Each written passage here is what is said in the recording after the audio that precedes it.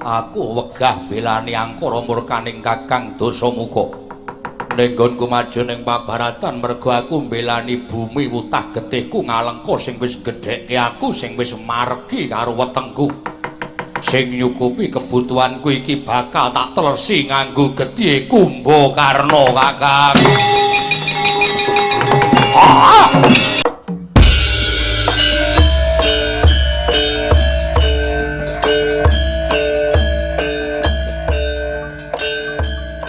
Pada kesempatan kali ini, kami akan belajar mengenalkan tokoh pewayangan yang bernama Raden Kumbakarna.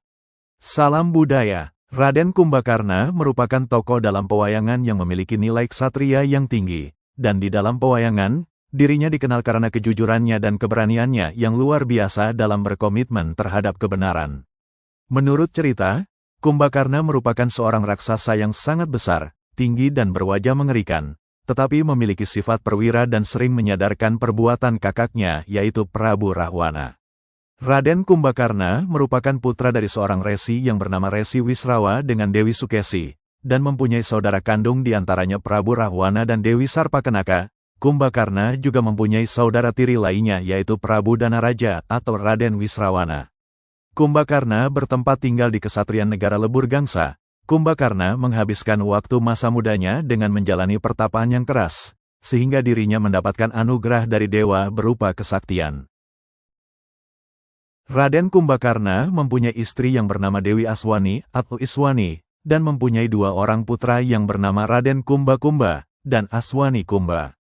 Namun kedua putranya gugur dalam Perang Alengka. Raden Kumba gugur oleh Sugriwa, sementara Raden Nikumba gugur di tangan Raden Anoman. Raden Kumbakarna menerima kutukan tidur, di mana dirinya mengalami tidur yang sangat lama, dan sangat sulit untuk dibangunkan. Menurut cerita, pada waktu Prabu Dasamuka atau Rahwana dan Kumbakarna mengadakan tapa, Dewa Brahma turun karena menerima pemujaan yang mereka lakukan, dan memberikan kesempatan bagi mereka untuk mengajukan permohonan. Pada saat giliran Kumbakarna mengajukan permohonan, Kumbakarna ingin mengatakan Indrasan, yang berarti tahta Dewa Indra. Namun Dewi Larasati masuk ke dalam mulut Kumbakarna dan membengkokkan lidahnya dan berucap Nindrasan, yang berarti tidur abadi, dan Dewa Brahma pun mengabulkan. Sebagai seorang kakak yang menyayangi adiknya, Prabu Dasamuka memohon kepada Dewa Brahma agar membatalkan anugerah yang diterima adiknya, tetapi Dewa Brahma tidak berkenan untuk membatalkan anugerahnya. Namun Dewa Brahma meringankan anugerah tersebut agar Kumbakarna tertidur selama 6 bulan. Dan bangun selama 6 bulan.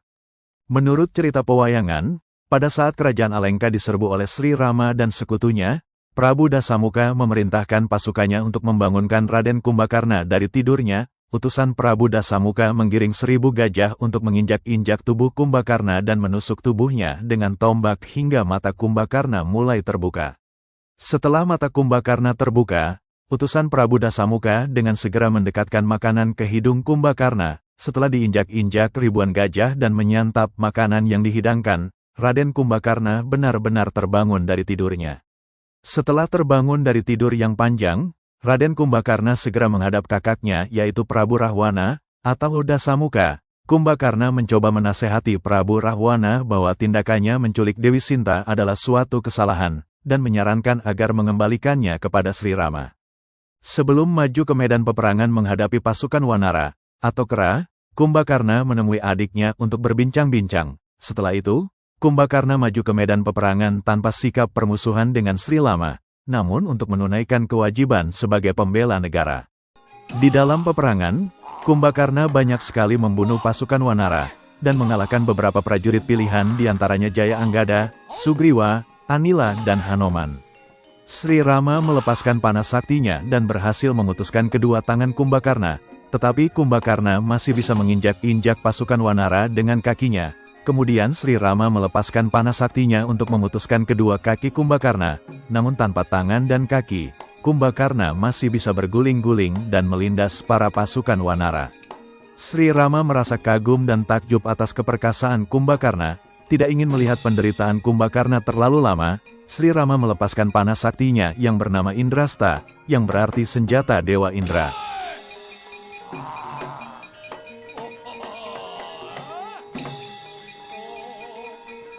Panah Sri Rama melesat dengan cepat seperti kilat, dan berhasil memisahkan kepala Kumbakarna dari tubuhnya, terpental ke angkasa dan jatuh di pusat kota Alengka. Ada juga versi lainnya yang menceritakan bahwa kepala Kumbakarna jatuh ke laut, sebelum menghantam benteng dan gedung. Demikian dahulu dari kami, apabila ada kesalahan mohon dibenarkan.